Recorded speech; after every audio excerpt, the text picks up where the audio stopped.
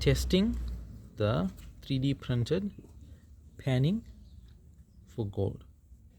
So what we're doing now is we're just testing it to see how it works. So we've got some black sand together with some normal sea sand that we collected, and we're going to just see how this gold pan works.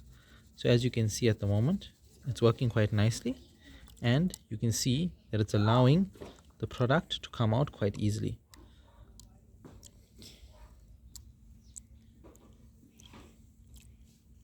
So as we're serving it, you can see that the black sand is left behind.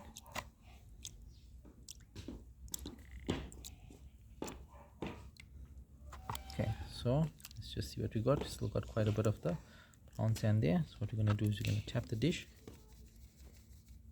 and then just going to swirl it, and then we're going to get rid of the normal beach sand. Try and keep the black sand behind, which may contain gold particles.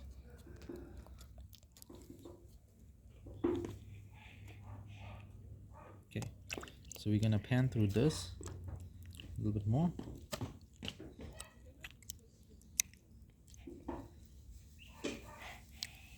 Okay, so you can see it's quite a process, but you can see that as you serve it out, you're left with mostly the black sand.